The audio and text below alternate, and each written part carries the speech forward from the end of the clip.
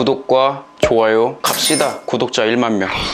안녕하십니까, 1인 크리에이터 햄리슈입니다. 오늘은 저번 시간에 이어서 이제 본격적인 개발에 들어가 볼 텐데요. 개발하는 데 있어서 또 세팅을 해야 될 부분이 있습니다. 세팅할 게 굉장히 많죠. 근데 요번 거 세팅하면 이제 거의 다 이제 코딩하는 쪽으로 이제 진행이 될 가능성이 높아서 요번에만 좀 간단하게 세팅을 하는 방법 알려드리고 그리고 제가 왜 이걸로 세팅을 했는지 또 말씀을 드려보도록 하겠습니다. 일단 그 리액트라는 저희가 라이브러리를 사용을 하는데요. 리액트가 뭐냐라고 하면은 간단하게 설명을 드린다고 하면 뭐 이렇게 구글 같은 데 검색하면 이렇게 나오거든요. 자바스크립트 라이브러리다 해가지고 자바스크립트 라이브러리 중에 하나로서 사용자 인터페이스를 만들기 위해 사용된다, 이렇게 되어 있잖아요. 그래서 이게 뭐 간단하게 말씀드리면 화면을 그리는 데 사용하는 자바스크립트 라이브러리다 라고 생각을 하시면 되고, 대표적으로 리액트랑 뷰.js, 앵귤러.js가 있습니다. 그래서 요 세 개 중에서 보통 이제 골라서 많이 이제 작업을 하는데, 지금 같은 경우에는 리액트가 대세라고 들어서 저도 리액트로 이제 교육과정을 아마 배운 게 된 것 같아요. 그래서 다른 쪽으로도 한번 사용을 해볼 수 있으면 또 비교를 하거나 뭐 이런 것들도 할 수 있겠죠.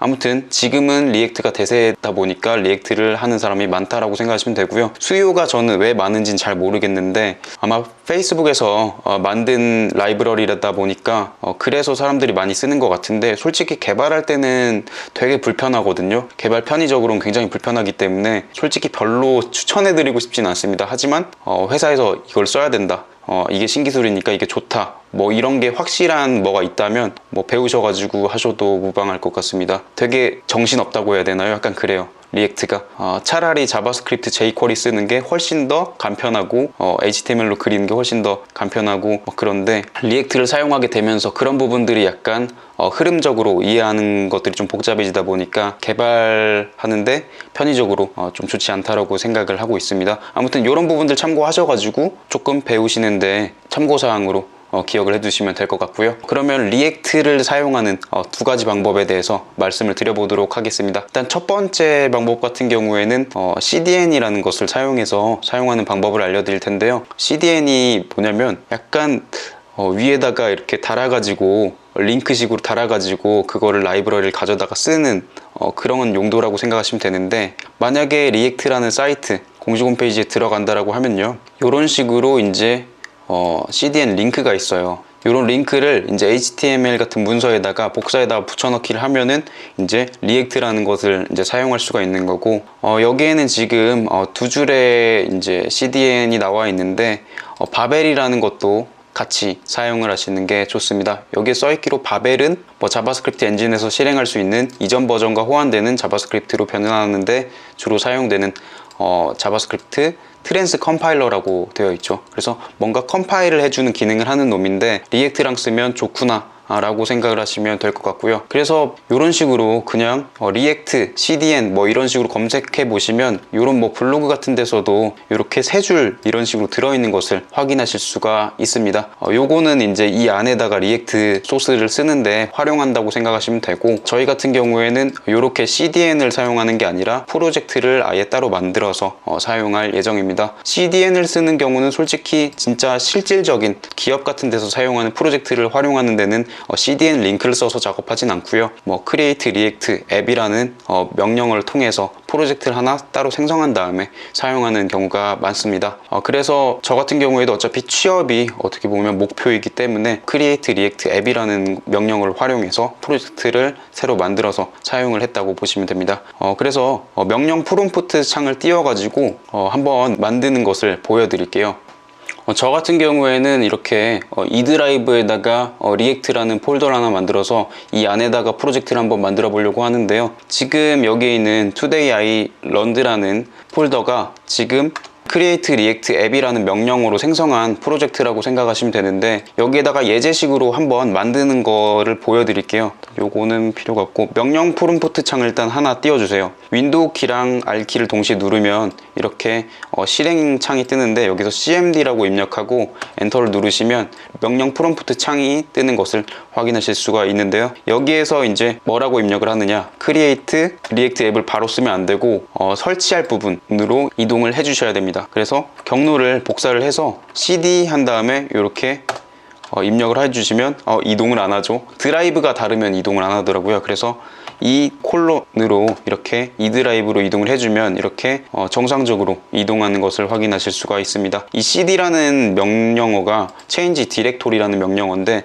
이 명령 프롬프트 창에서 경로를 이동할 때 사용한다라고 생각하시면 되고요. 그래서 본인이 프로젝트를 만들 곳까지 이동을 해서 프로젝트를 생성을 해주시면 됩니다. 그래서 create react app 하고 여기다가 테스트라고 해서 저는 프로젝트 명을 테스트로 해서 이렇게 실행을 시켜 보도록 하겠습니다. 그러면 이렇게 new react app 해가지고 이렇게 설치가 되거든요. 이게 이제 설치가 다 되면 거기에다가 프로젝트를 진행을 하시면 됩니다. 지금 보면은 이 create react app이라는 명령어가 명령 프롬프트에서 왜 자동으로 먹는지 모르고 이렇게 하시는 분들이 있을 텐데, 저희는 node.js라는 놈을 설치를 했잖아요. 그 node.js를 설치할 때 npm이라는 것도 같이 이제 깔리게 되는데, 거기에서 어떻게 보면 명령어 라이브러리를 가져다 쓰는 이런 것들이 이제 좀 집약체 같은 것들이 다운이 돼서 이런 명령어가 이 명령 프롬프트 창에서도 지원이 가능하다고 보시면 될 것 같습니다. 이거 정확한 건지는 잘 모르겠는데 제가 생각하기엔 그런 거예요. 그래서 여러분들이 정확한 정의 같은 거를 잘 알고 있으시다면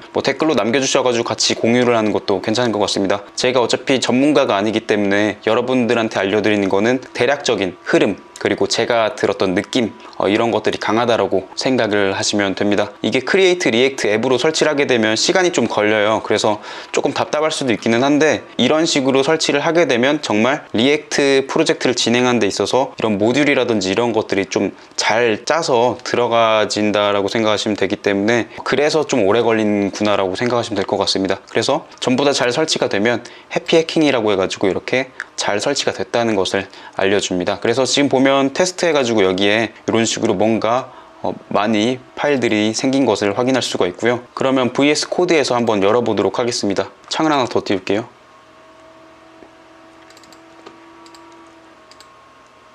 오픈 폴더에서 이렇게 테스트 만드는 이제 프로젝트를 폴더 선택해가지고 열어주시면 이렇게 들어가는 것을 확인하실 수가 있고요. 여기에서 이제 어떻게 실행을 해야 되지? 라고 이제 생각을 하실 수 있는데, 여기에서 컨트롤 백틱, 백틱은 이거예요. 이거 아시죠? 이거 물결로 쓰기도 하는, 저희가 이제 탭키 위에 있는 요 키랑 컨트롤 키랑 같이 누르면 터미널이라는 이제 창이 뜨는데, 여기에서 npm start 라는 명령어를 치시면 서버가 실행이 되는 것을 확인하실 수가 있을 겁니다. 근데 제가 지금 서버를 하나 띄운 상태라서 이거 말고 다른 포트로 대신하겠냐 문구가 나오는데, 원래 띄웠던 서버를 제가 끄고 실행시키도록 하겠습니다. 네, 다시 한번 해볼게요. npm start. npm start라는 명령어가 이제 노드 기준으로는 서버를 이제 실행시키는 명령어라고 생각하시면 되고, 이런 식으로 자동으로 창이 뜹니다. 크롬에서 실행시키는 게 근데 제일 좋아요. 그래서 크롬으로 웬만하면 띄워서 확인을 하시는 게 좋다고 생각을 합니다. 인터넷 익스플로러로 뜨기도 하고 아니면 엣지 브라우저로 뜨기도 하는데, 개발하는데 그래도 좀 디버그라든지 이런 거 거는 것도 그렇고 크롬이 좀 잘 되어 있기 때문에 크롬으로 띄워서 연습을 하시는 게 좋다라고 생각을 합니다. 네, 지금 그래서 로컬호스트 3000번으로 이게 이제 접속이 됐다라고 생각하시면 되고요. 리액트가 이제 여기에서 구동이 되는 거고, 이 서버를 종료를 하게 되면 이 페이지도 당연히 안 뜨게 되겠죠. 그래서 이렇게 페이지를 띄우는 것까지는 이제 이런 식으로 하는 거고, 이 안에서 작업을 할 때는 뭔가 지워져야 될 게 좀 많은데요. 물론 이것들을 남겨놓고 다르게 작업을 할 수도 있겠지만 필요 없는 파일들을 삭제하고 진행을 하시면 됩니다. 저 같은 경우에도 여기에 있는 것들을 좀 되게 많이 지웠어요. 그래서 다른 분들도 아마 처음에 프로젝트를 시작할 때는 여기에 있는 것들을 이렇게 싹 다 지우고, 퍼블릭 폴더 안에 있는 놈들을 싹 다 지우고, 그리고 여기 src에 있는 파일도 싹 다 지워가지고 작업을 하시게 될 겁니다. 파비콘 같은 경우에는 제가 남겨놓은 이유가, 파비콘 없으면은 개발자 도구에서 에러 같은 게 뜨거든요. 그래서 이제 그런 부분들 때문에 잠깐 남겨놓은 거고, 이것도 내가 파비콘 따로 준비할 수 있다 라고 하면은 파비콘을 여기다 파일 넣어놔가지고 진행을 하시면 되겠죠. 그래서 지금 같은 경우에는 서버를 실행시키긴 했지만 index.js가 없어서 에러가 뜨는 것을 확인할 수가 있고, 추후에 index.js랑 이런 것들을 만들어서 진행을 해야 되는구나 라는 것을 알고 계시면 됩니다. 아무튼 뭔가 좀 잘 모르겠지만 서버가 실행이 됐고 이런 식으로 서버를 실행시키는구나 라는 것들을 알 수 있으셨을 텐데요. 이제는 이제 이 프로젝트에서 제가 코딩하는 것을 직접 보여드리는 게 아니라 제가 작업한 것들을 어떻게 보면 좀 순서에 맞춰가지고 소스를 분석해서 알려드리는 형태로 말씀을 드릴 테니까 어떤 식으로 이 사람이 개발했구나 정도를 파악을 하시면 될 것 같습니다. 네, 오늘 영상은 여기까지고요. 제 영상이 도움이 되셨다면 구독과 좋아요 부탁드리도록 하겠습니다. 그리고 추가적으로 또 질문사항 같은 게 있으시면은 댓글로 남겨주시거나 하시면, 아니면 오픈카톡으로 연락을 주시면 제가 또 최대한 시간 있을 때마다 성심성의껏 답변을 드리도록 하겠습니다. 감사합니다.